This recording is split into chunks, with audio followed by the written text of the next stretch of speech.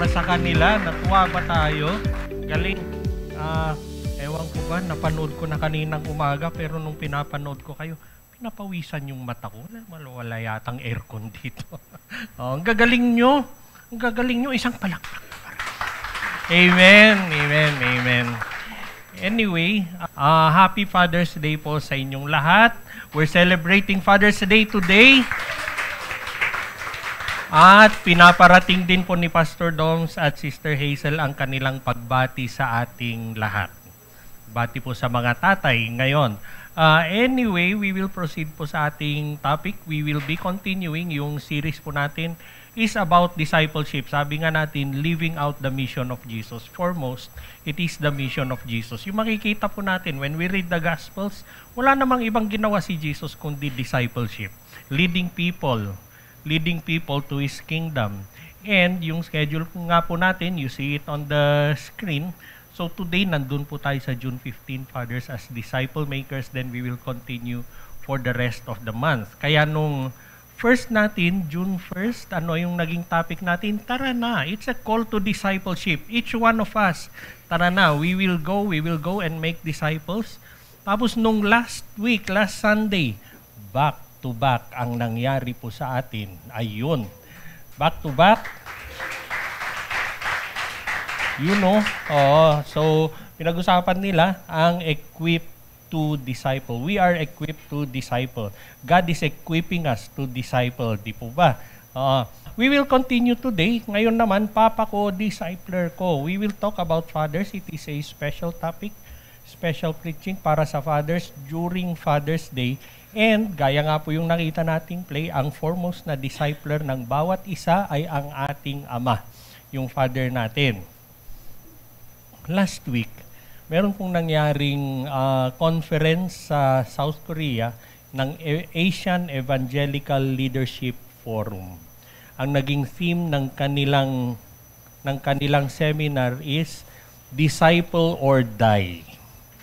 Disciple or die, sabi nila. Bakit? Bakit die?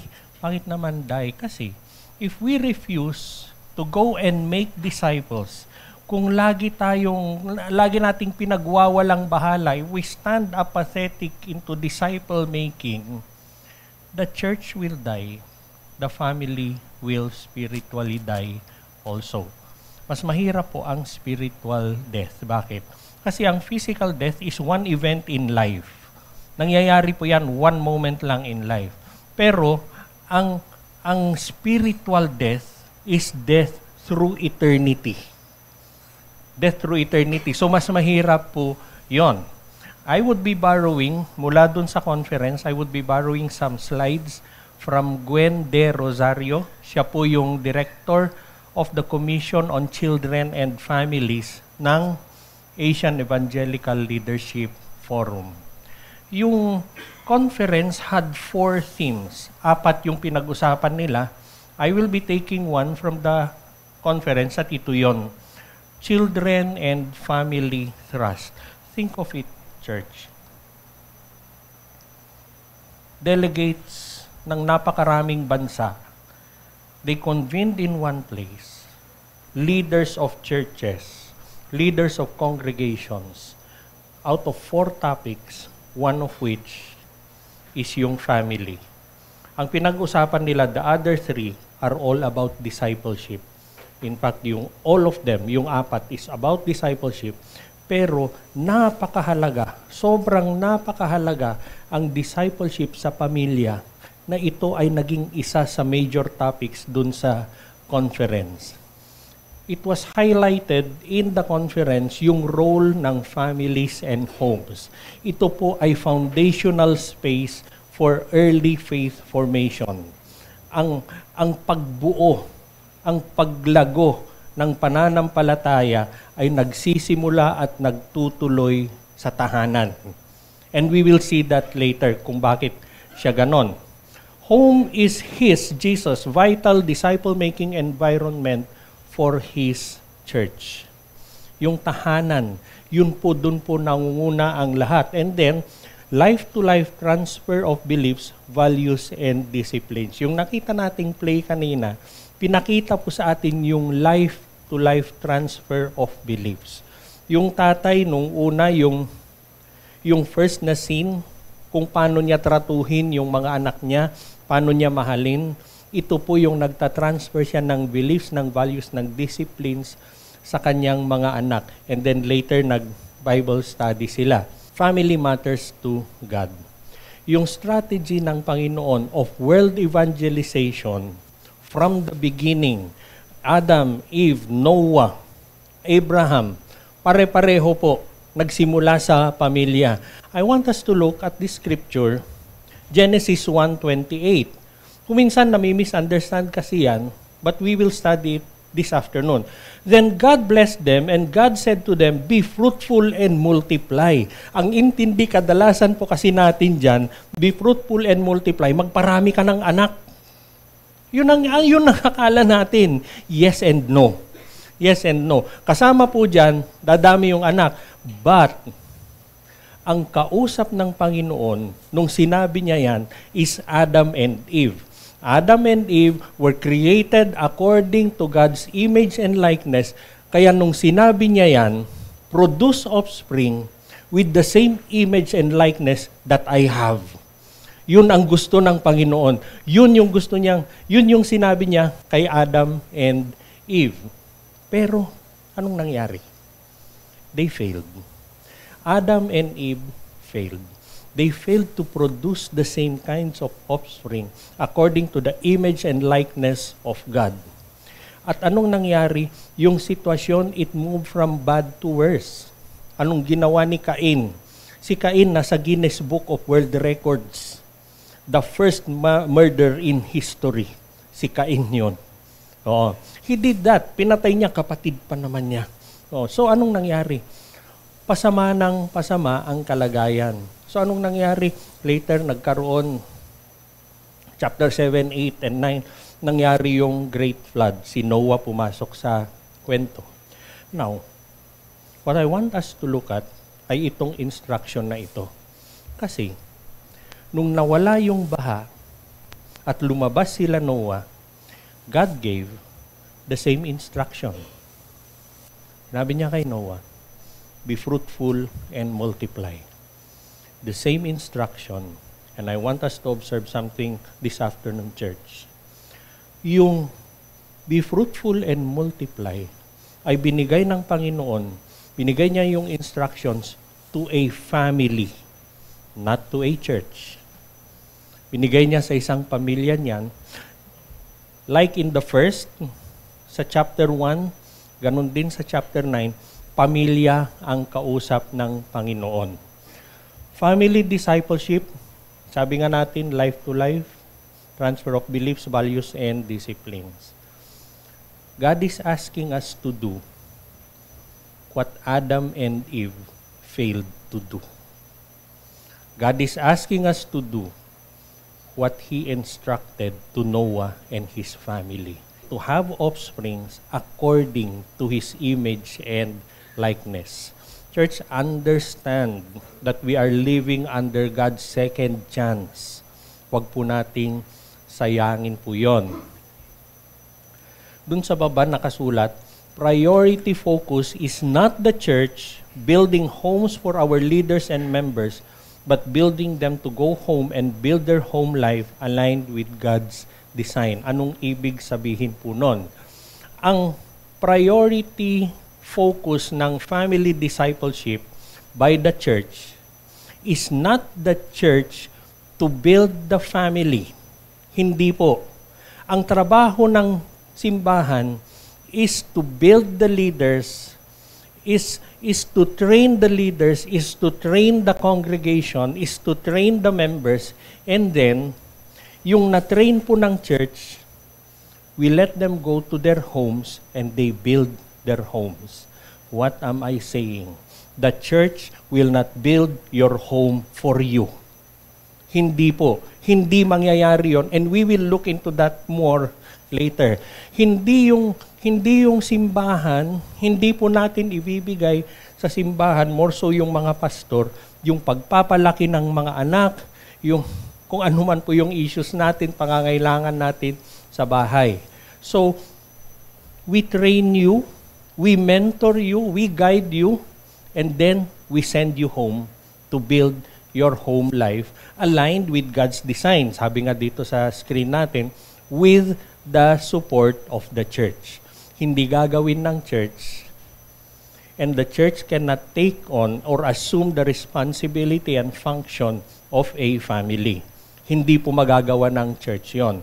Kasi, kung gagawin ng church yon, ilan lang po ba ang pastor at leader sa church at ilang pamilya kayo? Hindi po mangyayari yon. The church will fail, the family will fail. Bakit ganon? We talk of jurisdiction.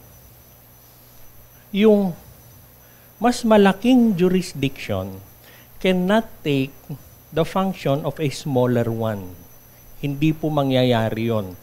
When the larger jurisdiction assumes the function of a smaller one, the crisis is not solved. Hindi po mangyayari yon. Hindi pwedeng magulo yung bahay mo, laging nag-aaway yung mag-asawa, tapos sasabihin ni chairman, magpapadala ako ng tanod sa bahay nyo. Pwede ba yun? Oo. Hindi mangyayari yun. Hindi po mangyayari yun. Kaya, kalokohan yung mga nagsasabi na, kaya ganito yung anak ko, kaya ganito yung buhay ko, kasi palpak yung presidente ng Pilipinas. Anong kinalaman niya? Anong kinalaman niya doon? Kasi, yung nagsasabi ng ganon, yung dapat niyang gawin, yung responsibility niya, yung accountability niya, pinapasa niya sa presidente. Or pinapasa mo kay chairman. Anong kinalaman ni chairman doon? Hindi po mangyayari yon. Pero, how will it work? How will it work then? Yung larger jurisdiction, and for our case, it is the church, we will teach, we will train, we will mentor the smaller jurisdiction, and then we will walk you through and guide you behind the scenes to your success. To your success. Huwag po nating isipin na hindi po kasi tama yung minsan yung mga magulang. Kunin nyo nga itong anak ko dyan sa church para matuto. Hindi hindi mo ba kayang turuan yung anak mo? Baka ikaw may diferensya.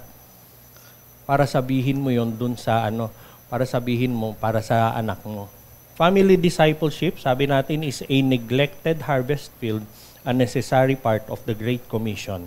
We know very well the scripture that says, the harvest is plentiful, the workers are few. Alam ba natin yon? Narinig na natin yon? The harvest is plentiful, the workers are few. The question I have for each one of you now, nasan yung workers? Nasaan yung few workers? You know where they are? Alam niyo kung nasaan? Nasa harap ko, nakaupo sila lahat. You are all the workers, church. You are all the workers. Lahat po tayo. In our own ways, hindi magkakamali ang Panginoon na i-assign ka sa isang lugar, sa isang place of influence and people around you kung hindi naman siya purposeful for discipleship. Wherever the Lord is sending you, saan ka man yan nilalagay, mission field mo yon, and you are the few worker doon. You are all workers. Generation, sabi nga natin, bakit may concern when it comes to generations? Unang-una, bakit natin ine-emphasize ang discipleship sa family church? Let us not lose the next generation. Ang ingay-ingay po ng mundo. Buksan mo lang yung cellphone mo and anything can mislead our children from there. Will you allow that to happen? Papayag ka ba na ganun yung mangyayari sa mga anak mo? Will you lose them only through that device? Much more, pag ganun yung anak mo, ganun yung kaibigan niya, ganun yung mga kasama niya sa school, church, it is very dangerous. It is very crucial then na huwag nating pabayaan yung pamilya natin. And why generations? Because our God is a God of the generations. So let us be intentional. We will be intentional in equipping parents on how to live with each other, how to have a godly marriage, how to parent, how to live together as they grow old, how to share the gospel to their families, how to do discipleship in the home. Yung strategy na ito, it should be our priority ng church to see the acceleration of the Great Commission. Church, disciple making ay hindi lang po church function. It is a family commission. It is also a family commission. At every heart of a home, God has assigned a father in that home. Meron at merong father sa tahanan. Pero ano ang function ng tatay? Ang tatay ay ang pastor ng tahanan. Each one of you fathers, listen well kasi kayo yung pastor ng tahanan. Buti nga, yung tatay na pastor ng tahanan, de facto yun eh. Inassign ni Lord kaagad. Inassign ni Lord kaagad and He expects you to do that. Kayo yung pastor ng tahanan, kayo yung disciple ng tahanan, kayo yung spiritual leader ng tahanan for every household that God has created. Hindi po ito patungkol sa authority lamang. Yes, authority, but that is not only it. Pero it is about loving leadership sa ating mga tahanan. Loving leadership, ano yon? It is the kind of leadership that reflects Jesus Christ. Nakikita sa inyo yung Panginoon na sinasamba natin. It instructs the family according to His Word and it leads by example. Napakahalaga po yon. Bakit? Kasi maraming mga bata, they have a distorted idea, they have a distorted notion about God. Bakit? Kasi yung father na nababasa nila sa Biblia, hindi yun yung father na nakikita nila. Huwag po tayong ganon. Huwag po tayong ganon. Today, Father's Day, yes, we will honor fathers, but we will challenge you today. We will challenge you na hindi lang po tayo, hindi lang kayo provider, hindi lang kayo protector, pero pastor nga po kayo ng inyong mga tahanan with faith, you pastor with faith, you pastor with intentionality. Ang pinakamatatag na hindi mawawala na legacy, na pamana na maibibigay po natin sa ating mga anak ay yung legacy of faith. Yung ating mga career, yung ating mga possessions, awards, yung mga tinapos nating mga kurso, magkakalimutan yan. Magkakalimutan po lahat yan. Pero yung iuukit mo na pananampalataya sa puso ng iyong mga anak, hindi po mawawala yan, not even at the termination of the physical life. Dadalhin po nila yan hanggang sa kabilang buhay. Yun po ang maiiwanan natin sa ating mga anak. Fathers, you are the front line of God's disciple making. We are the front lines. So, this afternoon, i-discover po natin yung calling na yun nga, discipler tayo ng ating tahanan. Unang-una, understand that fathers model the love of Jesus. Fathers model the love of Jesus, pero ang scripture natin ay Ephesians 5:25-27. Nakakapagtaka, no? Kasi, ang paborito ng mga fathers dyan ay yung verse 23. Ano yung verse 23? Wives, submit to your husbands. Paborito nila yon. Pero hindi po yon ang scripture natin. Anyway, ano yung sinasabi ng scripture? Husbands, love your wives just as Christ loved the church and gave Himself for her, to make her holy, cleansing her with the washing of water by the word. He did this to present the church to Himself in splendor, without spot or wrinkle or anything like that, but holy and blameless. Love is the soil from which discipleship will grow, and the Father's love will set the tone of the home. Paano ka magmahal sa iyong tahanan? Paano ka magmahal sa iyong mga anak? How do you even express love? How do you express love to your children? How do you express love to your family? Dalawang bagay lang po, wag nating kalimutan. How is love expressed anyway? Dalawa lang, do not forget. How do you express love? Number one is through kindness. we express love through kindness. And the second one, we express love through forgiveness. Kindness and forgiveness. Pagsamahin mo, yun yung love na sinasabi natin. Challenge what I told you, read the Gospels. Paano pinakita ni Jesus yung love niya throughout the Gospels? Through kindness and forgiveness. Bakit niya pagagalingin yung may sakit? Bakit niya babangunin yung patay? Bakit siya magpapakain ng 5,000, 4,000? Bakit niya ginawa lahat yon? Bakit kung minsan si Jesus, we see this very often in the Gospels, minsan para siyang nangaaway ng mga Pharisees. Parang nagsisimula ng away.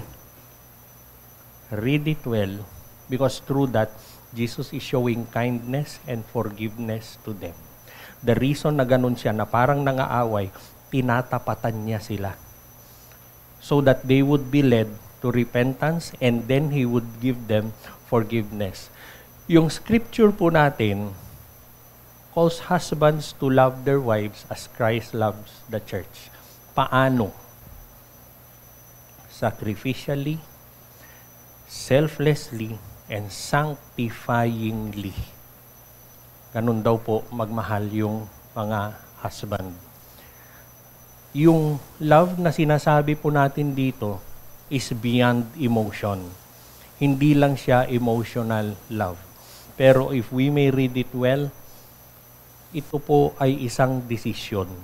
It is a decision to lay down one's life for the good of the other. Anong ibig sabihin nun? Yung tatay, yung father sa pamilya ang unang nagsasacrifice. Kung kulang ang ulam, ang hindi kakain ay yung tatay. Ganun po yun. Ganun po siya. Kaya nakita natin sa play kanina, kailangan niyang puntahan yung anak niya eh. May activity sa eskwelahan. Maglilib ako.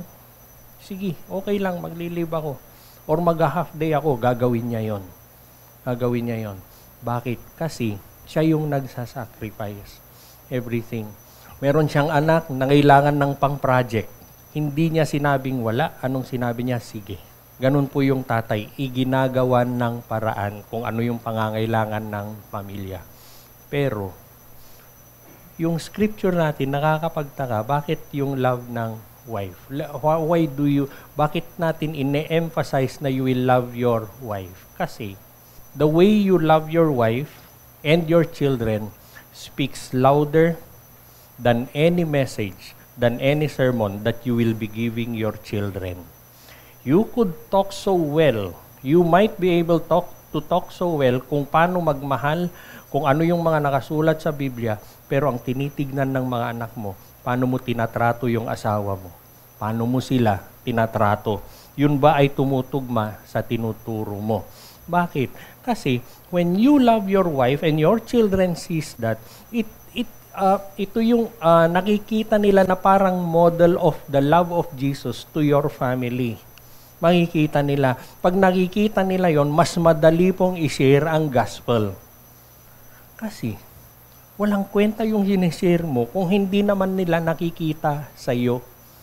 It forms their understanding of who God is. It forms that kind of understanding. Yung affection, yung gentleness, yung faithfulness, yung service ng isang tatay sa isang pamilya, ito po ay isang pundasyon ng spiritual formation of the home. So, bago man lang natin pag-uusapan ang discipling the home, ay simulan mo muna kung paano mo tratuhin yung iyong pamilya. The way you treat your family is step 1 of discipleship at home. Hindi po share the gospel, mag-Bible study, hindi po. Hindi po yon. I quote to you, si Theodore Hesberg, ang sabi niya, the most important thing a father can do for his children is to love their mother. Bakit ganon? Bakit ganon? Pag yung isang ama, nakikita ng mga anak kung paano niya mahalin yung asawa niya, it gives the children so much security. It gives them so much security. Alam niya na hindi sasablay yung relationship ng aking magulang, so hindi ako mawawala sa kanilang dalawa. Think of a family wherein laging nag-aaway yung magulang. Ano ang pumapasok sa isip ng bata? Siyempre isipin niya, saan ako mapupunta? Pag naghiwalay sila, nasan na ako? Ang hirap yata yun para sa bata, and it forms a sense of insecurity. Mahirap po. Pag na-maintain yung sense of insecurity na yun habang lumalaki yung bata, maghahanap siya ng security elsewhere. Church, kaya po natin nakikita, especially sa mga babaeng anak, bakit ang agang naglalandi yung bata? Bakit ganun? Kasi naghahanap ng ama sa labas. Kasi hindi niya nakikita sa loob. Kasi children were wired to look for a father, to look up to a father, and when they do not find one at home, they will find one outside. Tapos hindi na maganda ang mga nangyayari. Tapos anong mangyayari? Magsisisihan, mag-aaway, hindi nila alam sila yung dahilan. Hindi po tayo ganon. Huwag po tayong ganon. So husbands, choose, as in decide to love your wives. How? Kindness and forgiveness. Lalo na pag may mga bata na sa picture. Ang hirap-hirap po. So, it would be worse for us, all that given. Isipin po natin, paano ba tayo nagmamahal sa ating mga tahanan? How are you loving at home? Yung mga anak mo ba, nakikita ba nila na minamahal mo yung asawa mo? We're not here to condemn. Pero sana, kung meron man tayong naiisip ngayon, we might have fallen short somewhere, maybe it's time to correct it. Huwag na po tayong magmanga tigas. Kasi eternity is at stake of your children. Of your children. Kung mahal mo yung mga anak mo, umayos ka. Tatay, umayos ka. Second po, fathers teach God's word diligently. Galing sa Deuteronomy 6, these words that I am giving you today are to be in your heart. Repeat them to your children. Talk about them when you sit in your house and when you walk along the road, when you lie down and when you get up. Anong sinasabi niyan? Lahat ng pagkakataon is a discipleship pagkakataon. Discipleship is not occasional. It is daily. Discipleship is not something you decide to do or not. Hindi po ito yung iniisip natin na ito ba kasama ko yung anak ko ngayon? Will I talk about Jesus or not? Hindi po. Last 2 weeks ago sinabi natin, discipleship is not something to be legislated. Hindi ito pinagbobotohan. Discipleship even is not something to think about whether you do or not. Church discipleship is something to obey. Period. It is something we have to do. Kaya nga makita natin from this na ganun po katindi yung responsibility na nilalagay ng Panginoon sa mga ama. Ganun po katindi yung responsibility na yon. Alam nyo, minsan ginagawa natin katatawanan na pag Mother's Day, anong ginagawa natin? Ano-ano ang mga preaching? Pinupuri natin ang mga nanay. Ina-acknowledge natin yung mga ginagawa nila. Ganun ang Mother's Day, di ba? Pag Father's Day, sinasabi natin sa mga tatay kung ano ang dapat nilang gawin. Bakit? Nung una natatawa ako doon. Pero kung ginagawa ko to, I came to realize kasi ganun yung responsibility, yung accountability na binibigay ng Lord sa atin. So it would be worth for us to hear from church na gawin natin yung pinapagawa ng Panginoon. It would be worse for us to be reminded by the church na gawin natin yun. Na sinabi na ni Lord kung ano yung dapat nating gawin. Yung scripture natin kanina, yung Deuteronomy 6, na Lahat na lang eh. It tells us na, in essence, ano yun? Tumayo, umupo, maglakad, bumangon, humiga. Those are ordinary things, and the ordinary things are always venues for discipleship. Everything that happens at home, pwede mong pag-usapan ang Panginoon. Teaching the Bible is not about delivering a sermon at the dinner table.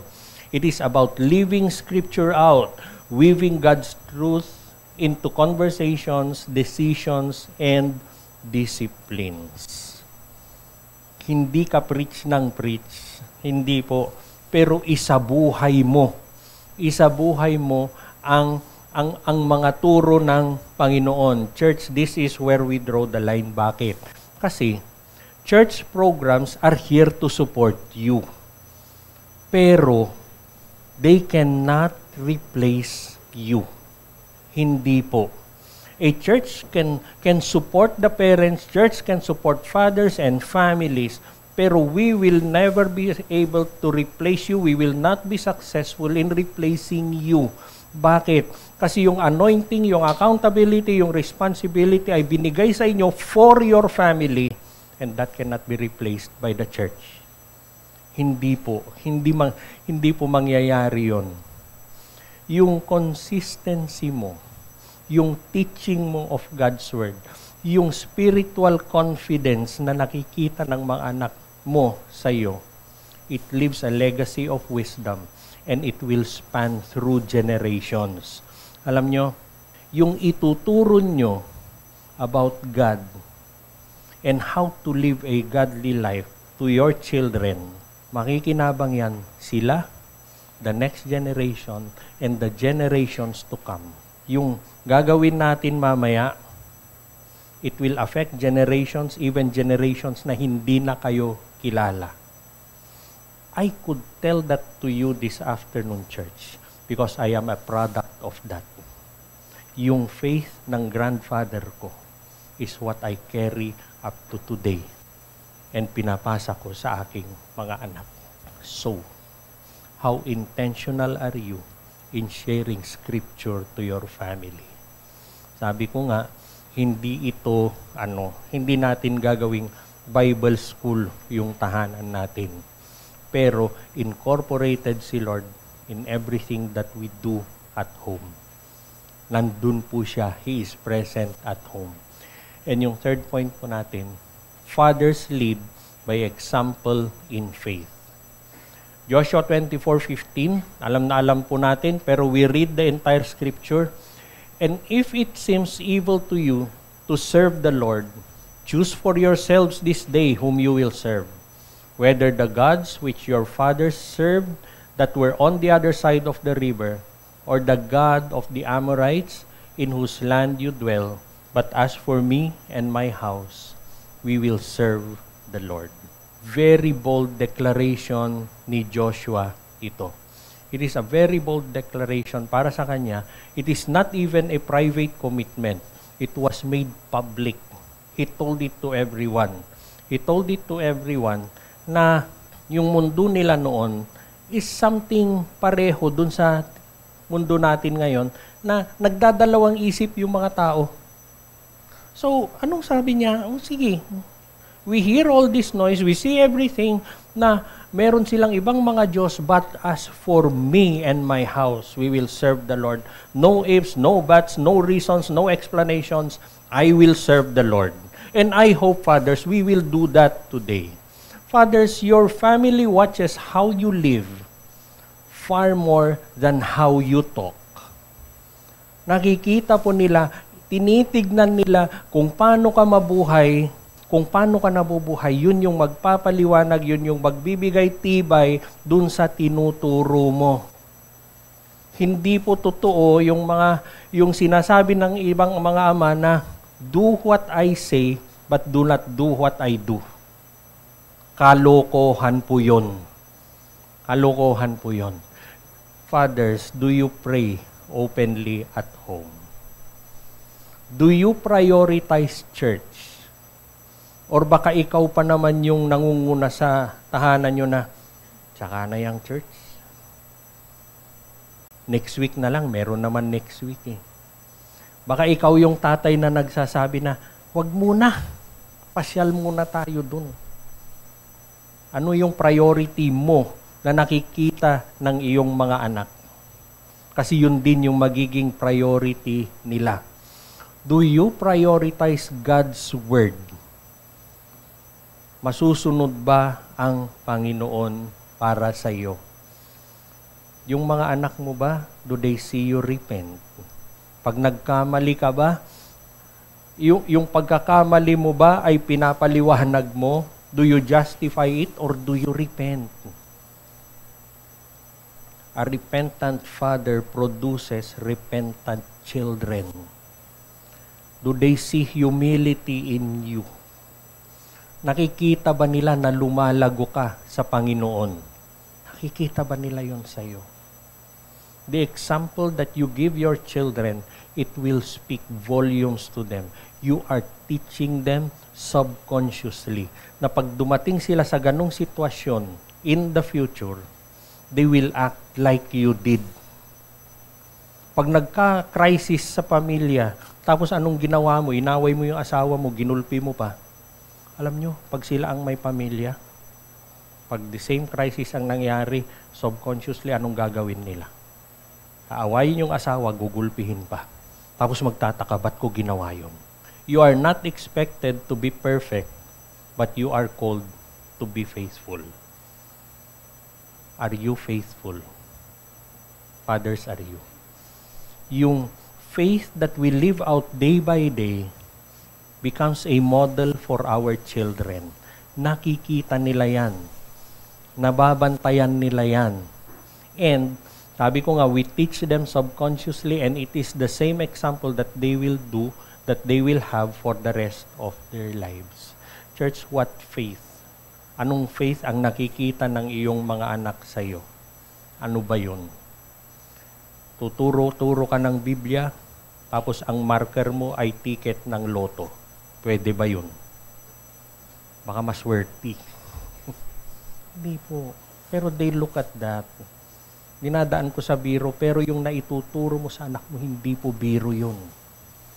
Hindi po biro yun. Ano yung nakikita nilang pananampalataya sa iyo? Are you setting to your children, are you showing to your children a faith that they could follow? Because what they see from you today, ganun din sila paglaki nila. Ano yung pinag-usapan natin? Fathers model the love of Jesus. They teach God's word diligently and they lead by example in faith. Sabi ko nga kanina, hindi lang po tayo protectors, hindi lang po tayo providers, you are the pastors of your homes. What do you do? Bakit ko sinabi yon? Because you shape souls. And those souls have been entrusted by God to you. Mananagot ka sa Panginoon. You reflect Jesus Christ to your family. Ano yung pagkakilala ng iyong mga anak sa Panginoong Jesus? Kasi yun yung nakikita nila sa iyo. And you are leading the next generation. Yung love mo, it lays the foundation. It lays the foundation and your words will impart truth to them and your examples will guide their path. Fathers, the responsibility is huge. Mabigat po yun. But so are the rewards. Huwag po nating i-underestimate ang ating influence. Kaninang umaga, we were just talking. And I'm one of them. And I corrected myself. Akala ko, ang ultimate, ang influence ng isang anak ay manggagaling sa nanay. Tapos anong trabaho ng tatay? Magtrabaho. Hindi pala. Hindi pala. Pag tinignan po natin yung Bible, hindi pala. So, ano man yung mga anak natin, whether they are children, toddlers, lumalaki, kung ano man, nasang stage sila ng buhay, whether they are near, they are far, they live with you, they don't, your role is still a disciple maker. And it is so powerful and it is very, absolutely irreplaceable. Wala pong pwedeng pumalit sa inyo. We lead with love, we teach with intentionality, we walk with integrity. Church. Alam nyo, ang mundo, makakalimutan naman yung mga achievements natin eh. Makakalimutan ng mundo yan. An example ko nga si Tita Do eh. Ang dami niyang trophy ng bowling. Meron yung one time na ang dami niyang trophy, problema namin paano namin iuuwi. Pero ngayon, gaano man kalaki yung trophy na yun, who would even care? Nag-iipon ng alikabok sa bahay. The world will forget. Yung achievements mo, makakalimutan ng mundo, pati yung yung mga award mo, mga diploma mo. Pero, kung ano yung nagawa mo para sa iyong mga anak, heaven will always remember. Your labor in the Lord is not in vain. And every act, every good act you have sown to your family, the Lord will always remember that. Hindi po niya kakalimutan yon. Come that day, nasa harap ka ng Panginoon, aba, pagkukwentuhan nyo yon. How would you love to have that conversation with Jesus? Kaysa naman yung ipapaalala niya, yung mga hindi magandang ginawa mo sa pamilya mo. It is our choice, church. Today, we will honor our fathers, pero mas mahalaga, we will call you to rise because your family needs you. Your family needs your faith. Sabi po sa scripture, the righteous man walks in his integrity. His children are blessed after him. You want your children to be blessed? You want your family to be blessed? Walk with integrity. Sabi nga natin kanina, fathers, you are the spiritual leaders sa pamilya. And it is a very serious responsibility. I will run out of adjectives to describe it, but it is absolutely serious. And the accountability is likewise that serious po. Mahirap po yun. But, this afternoon, I talk to you fathers. I talk to each of you. Will you take on the responsibility? Kasi hindi nyo naman maipapasa sa iba yun. Are you taking on that responsibility? Will you face God this afternoon and tell them na, Lord, kung ano yung inaasahan nyo sa amin, tatanggapin po namin yon. Later, we will speak our pledge to God and before everyone. Pero, understand that what you will do now will affect generations even beyond you. Sabi ko nga kanina, even generations na hindi na kayo kilala. Pero yung pangako na ibibigay nyo sa Panginoon ngayon, makikinabang pa rin sila if you will take that challenge today. Gaya nung ginawa ni Joshua, he publicly told and stated his devotion to God. Fathers, may I ask you to stand? Nasaan po kayo? Tumayo po kayo where you are. Stand where you are. Father, stand where you are now. If you are taking that responsibility, yung pinag-usapan natin ngayong hapon, if you are taking that responsibility and state it to God, read with me and let this be your prayer to God. Ready? Read. As a father called by God, I stand today to affirm my role as the spiritual leader of my home. I commit to love my family as Christ loved the church, sacrificially, faithfully, and unconditionally. I will lead not with pride, but with humility, seeking God's wisdom daily. I pledge to teach my children God's word, not only with my words, but through my life. I will pray with them, walk beside them, and point them always to Jesus. I will guard my home with truth, grace, and prayer. By God's strength and the help of the Holy Spirit, I will be a disciple who makes disciples, starting with my own household. Today I take my stand. As for me and my house, we will serve the Lord. Once more, Father, as for me and my house, we will serve the Lord. Louder, fathers. As for me and my house, we will serve the Lord in Jesus' name. Amen. Amen. Amen. Makakaupo po kayo.